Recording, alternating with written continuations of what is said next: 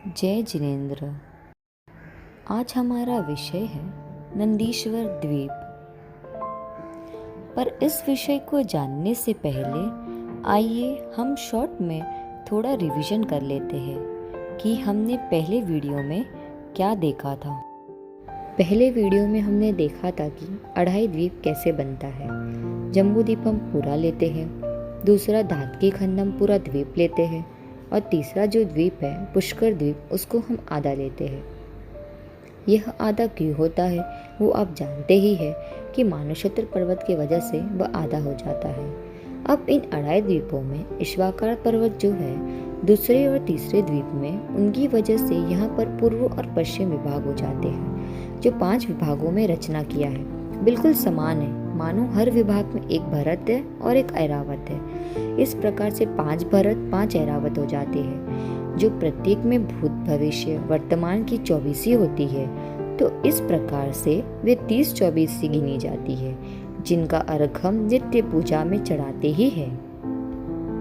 अब हम हमारा विषय शुरू करते हैं, जिसका नाम है नंदीश्वर द्वीप। सबसे पहले हमें यह जानना होगा जो 3 लोक है उसकी रचना जिस प्रकार से कही गई है। तो तत्वासूत्र जी में उमा स्वामी आचार्य ऋषि ने कहा है नरकों की रचना कैसी है। 7 नरकों के नाम लिए और उसके बाद कहा है अधो अधः, मतलब ये 7 पृथ्वियां नीचे नीचे है।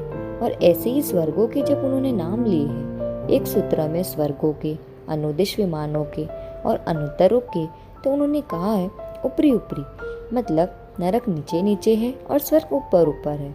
किंतु मध्यलोक के विषय में उन्होंने कहा है द्वि द्वि विषकंबा पूर्व पूर्व परिक्षेपिना बलचाकृत्य, मतलब वे एक दूसरे के घेरे हुए हैं, दूने दूने आकार के हैं और चूड़ी के शेप में है। मानो एक छोटी चूड़ी, फिर एक बड़ी चूड़ी समुद्र, फिर उससे बड़ी चूड़ी, फिर समुद्र। तो आइए हम देखते हैं पहला द्वीप जम्बूद्वीप, फिर समुद्र, दूसरा द्वीप धातकी खंड, फिर समुद्र, फिर ऑरेंज कलर का तीसरा द्वीप, फिर समुद्र, फिर चौथा द्वीप। क्योंकि यह दूने दूने आकार के होते जाएंगे, इसलिए यह बनाना मुश्किल है।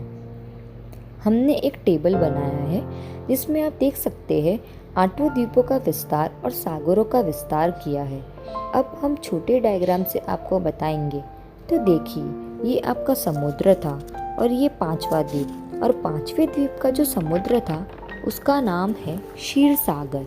आपको पता होगा कि सुदर्शन मेरु पे जब तीर्थंकर भगवान को अभिषेक के लिए ले जाते हैं तो देवगण इस क्षीर सागर से ही जल को लेकर तीर्थंकर बालक का जन्माभिषेक करते हैं। इसी प्रकार से आपने देखा एक द्वीप एक समुद्र, एक द्वीप एक समुद्र, और 7वें समुद्र के बाद 8वां हमारा महान द्वीप नंदीश्वर द्वीप स्थित है। नंदीश्वर द्वीप का विस्तार कितना है आप टेबल में देख सकते हैं। अभी हम आगे जयमाला में भी देखेंगे। आइए इस नंदीश्वर द्वीप की रचना अब हम विस्तार से देखते हैं। पहले हम इसे रचना देखेंगे और उसके बाद जयमाला के आधार से अपनी रचना को और अच्छे से जानने की कोशिश करेंगे। सबसे पहले हम चारों दिशाएं देखेंगे, उत्तर, पूर्व, दक्षिण और पश्चिम। पहले हम किसी एक दिशा के बारे में विस्तार से जानेंगे और चारों दिशाओं में क्योंकि समान रचना है तो बाद में उसको इंटू 4 कर देंगे और उसके आधार से फिर हमारा नंदीश्वर द्वीप देखेंगे। तो आइए हम सबसे पहले उत्तर दिशा को लेते हैं। आप कोई भी दिशा पहले ले सकते हैं क्योंकि सभी दिशा में समान रचना है। तो आइए हम यहाँ से शुरू करते हैं नंदीश्वर द्वीप की रचना। सबसे पहले आता है एक अंजनगिरी पर्वत। ये सारे पर्वत ढोल के आकार के हैं और अंजनगिरी पर्वत काले रंग का है। इसका विस्तार इत्यादि हम सब जयमाला के आधार से देखेंगे। यहाँ सिर्फ हम रचना देख रहे हैं। हर एक दिशा में एक एक अंजनगिरी है। उस अंजनगिरी के चारों तरफ एक एक वापिका है। यहाँ कई बहुत बड़ा पानी का तालाब है। उस पानी के तालाब के चारों तरफ चारों दिशाओं में एक एक बहुत बड़ा जंगल है अब उन जंगलों के बीच में जो पानी का तालाब है, उसके बहुमध्य भाग में बिल्कुल बीचों बीच दही के रंग के समान बिल्कुल सफ़ेद दधीमुख नाम के पर्वत है। एक वापिका में एक पर्वत है तो 4 वापिका है, तो चारों वापिकाओं में एक एक पर्वत है। अब उन वापिकाओं के बाहरी कोनों पर, बाहरी कोना मतलब जो कोने समुद्र की तरफ जाते हैं, उन कोने पर लाल रंग के ढोलक के समान आकार वाले रतिकर पर्वत है, जो कि 1,000 योजन विस्तार वाले हैं। तो किसी भी एक पर्टिकुलर दिशा में एक अंजनगिरी है काले रंग का, उसके चारों तरफ एक एक तालाब है जो 1,00,000 योजन लंबा 1,00,000 योजन चौड़ा है। इसके बहुमध्य भाग में दही के रंग का सफ़ेद एक एक दधीमुख पर्वत है। माने एक अंजनगिरी के 4 दधीमुख पर्वत होते हैं और हर दधीमुख पर्वत के जो वापी है उसके बाहरी 2 कोनों पर, यहाँ कई विदिशाओं पर एक एक लाल रंग का 1,000 योजन लंबा और 1,000 योजन चौड़ा रतिकर नाम का पर्वत है। इस प्रकार से किसी भी विवक्षित एक दिशा में हम यदि गिनती करते हैं तो एक अंजनगिरी पर्वत होता है, उसके 4 दधीमुख पर्वत होते हैं और उस अंजनगिरी के 4 दधीमुख पर्वतों के 8 रतिकर पर्वत हो जाते हैं। इस प्रकार से किसी भी एक दिशा में कुल मिलाकर कितने पर्वत हुए? 13। तो एक दिशा में 13 पर्वत, तो 4 दिशा में 13 × 4 = 52। वही हम जयमाला में भी बोलते हैं कि एक एक शीश पर एक जिन मंदिरम, बौने 52 प्रतिमा नमो सुकरम। यहाँ बौन शब्द का अर्थ है भवन, मतलब 52 भवन होते हैं और एक एक भवन के ऊपर एक एक शीश के ऊपर जिन मंदिर होता है। आइए एक बार जयमाला भी बोल देते हैं। कार्तिक फाल्गुन साड़ की अंति 8 दिन माही, नंदीश्वर सुर जाते हैं हम पूजे ठाई। मतलब कार्तिक, फाल्गुन और आषाढ़ इन 3 महीनों के अंतिम 8 दिनों में नंदीश्वर द्वीप जाते हैं। कौन? सुर। सुर मतलब देव। चारों निकाय के जो देव होते हैं, भवनवासी देव, व्यंतरवासी देव, ज्योतिषी और वैमानिक देव वहाँ जाते हैं और पूजा करते हैं। किंतु हम पूजे इह ठाई, मतलब हम उनकी यही स्थापना करके पूजा करते हैं। ऐसा क्यों करते हैं वो तो हमें पता होना चाहिए कि हमने पहले वीडियो में देखा था कि अड़ाई द्वीप में जो तीसरा द्वीप है उसके बहुमध्य भाग में एक मानुषोत्तर पर्वत है। मनुष्य सिर्फ वहीं तक जा सकते हैं, उसके आगे मनुष्य नहीं जा सकते। 163 करोड़ योजन महा, 1,84,000 एक दिशि में लहा, 8मो द्वीप नंदीश्वरम भास्वरम, बौने 52 प्रतिमा नमो सुकरम। 163 करोड़ 84 लाख योजन इसका नंदीश्वर द्वीप का एक दिशा में विस्तार है। मतलब यदि जो 7वां समुद्र है वहाँ से कोई जीव चलना शुरू करे और नंदीश्वर द्वीप को पूरा पार करता हुआ नंदीश्वर द्वीप के समुद्र पर 8वां जो समुद्र है उस तक जाए तो उसे 163 करोड़ 84 लाख महायोजन चलना होगा। इससे ही इस द्वीप का विस्तार कहा जाता है। 4 दिशि 4 अंजन गिरिराज ही, सहस 84 एक दिशि छाजही। चारों दिशाओं में एक एक अंजन गिरी है जो कितनी है? सहस मतलब 1000, 84,000 योजन। एक दिशा में एक अंजनगिरी का नाम कहा गया है। उसका आकार कैसा है? जैसे ढोल होता है। ढोल सम गोल ऊपर तले सुंदरम, बौने 52 प्रतिमा नमो सुकरम। जैसे ढोल होता है ऊपर नीचे गोल होता है वैसा। और ये कैसे है? बहुत सुंदर है, काले रंग के है अंजनगिरी इनका नाम इसीलिए है, अंजन मतलब काजल, जो काला होता है।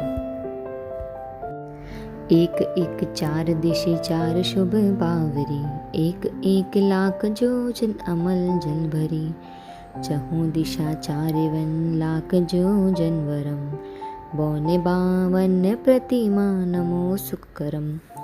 एक एक दिशा में अब हम अंजनगिरी की बात करेंगे। उस अंजनगिरी की 4 शोक बावड़ी है। बावड़ी बोलिए, तालाब बोलिए, वापिका बोलिए, सब एक ही शब्द है, पर्यायवाची ही है। एक एक लाख योजन की है। और क्या है उनमें? अमल मतलब निर्मल साफ पानी से भरी हुई है। उन वापियों का चारों दिशाओं में एक एक लाख योजन चौड़ा वन है, जो कि हमने पिछले डिस्क्रिप्शन में देख लिया था। 16 वापिनी मदी 16 गिरी दधि मुखम, सहस दशे महाजोजन लखत ही सुकम। जो 16 वापियाँ हुई चारों दिशाओं की, उन प्रत्येक के बीच में दही के रंग का, सफेद रंग का एक दधिमुख नाम का पर्वत है, जो कि 10,000 महायोजन विस्तार वाला है। और लखति सुकम, उसको देखने से ही सुख की प्राप्ति होती है। बावरी कौन दो माही दो रति करम, बौने बावन प्रतिमा नमो सुख करम। जो बावड़ी बनाई थी हमने एक दिशा में 4, उनके जो 2 बावड़ी कोने हैं उन पर क्या है? 2 रतिकरम, एक एक रतिकर पर्वत है। इस प्रकार एक बावड़ी के 4 दिशाओं संबंधित 8 रतिकर पर्वत है।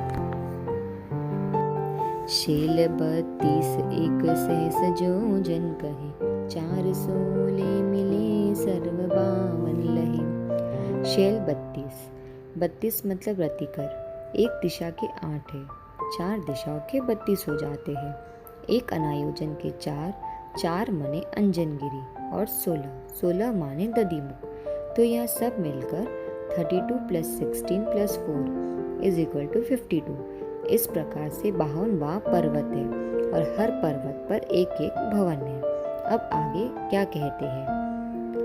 एक एक शीस पर एक जिन मंदिरम, बौने बावन प्रतिमा नमो सुकरम। एक एक पर्वत पर कितने पर्वत है? 52। उन 52 पर्वत के हर पर्वत एक एक जिन मंदिर जी है। यहाँ हम बार बार पढ़ रहे हैं बौन 52। बौन मतलब भवन, जो 52 होते हैं। उन मंदिरों को और उनके अंदर विद्यमान प्रतिमाओं को नमस्कार करती हूँ, जो कि कैसी है? सुख करम, यानी सुख को करने वाली है। अब यहाँ कुछ बात जो मंदिर जी के अंदर प्रतिमा है उनके बारे में कही गई है। बिंब अट 100 रत्नमयी सोहही, देव देवी सरब नयन मन मोहही। जो वहाँ प्रत्येक मंदिर में 108 रत्नमयी प्रतिमाएं होती है, वे कैसी होती है? देव और देवियों के नयन और मन को मोहने वाली होती है। 5 से धनुष तन पद्म आसन परम, बौने बावन प्रतिमा नमो सुकरम।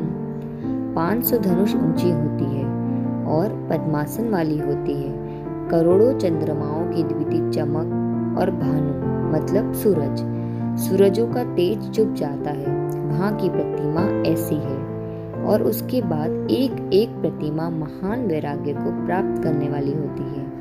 उन प्रतिमाओं के आधार से ना जाने कितने ही देवी देवताओं को सम्यक दर्शन की प्राप्ति होती है। तो हम आशा करते हैं कि जब हम ये अर्घ बोलेंगे, ओम ह्रीं श्री नंदीश्वर द्वीपे पूर्व दक्षिण पश्चिम उत्तर दिक्षु द्वीप पंचार्चनालय जिन प्रतिमाभ्य अनर्घ्यपद प्राप्ते अर्घ्यम निर्वपामिति स्वाहा। तो हम विचार करें कि चारों दिशाओं की रचना क्या है, वहाँ कौन कौन से पर्वत है और कितने कितने विस्तार वाले जिन मंदिर जी हैं, वहाँ की प्रतिमाएं कैसी है। तो हम उनको भावपूर्वक नमस्कार करें, जिससे हमारे भावों की विशुद्धि और ज़्यादा बढ़ेगी। देखिए, नंदीश्वर द्वीप या जितने भी कृत्रिम चैत्यालय हैं, हम अपनी बुद्धि का कितना भी जोर लगा लें, वहां तक कल्पना कर ही नहीं सकते कि वहां के मंदिर कैसे होंगे, वे प्रतिमाएं कैसी होगी। जितना अच्छे से अच्छा हम जो सोच सकते हैं उससे करोड़ों गुना वहां की प्रतिमा की महिमा है, जो अतिशय है, वो वचनातीत है। इसलिए यह वीडियो बनाने का हमारा एक ही उद्देश्य है कि जो पूजा के लिए समय निकालते हैं उन्हें कम से कम इन पूजाओं के बारे में जानना चाहिए और विशेष रूप से भावपूर्वक एक एक शब्द का अर्थ समझते हुए ही पूजा करनी चाहिए। इस प्रकार से नंदीश्वर द्वीप की चारों दिशाओं संबंधित 52 जिन मंदिर जी और वहां विराजमान 5616 जिन प्रतिमाओं को नमस्कार करते हैं। जय जिनेंद्र।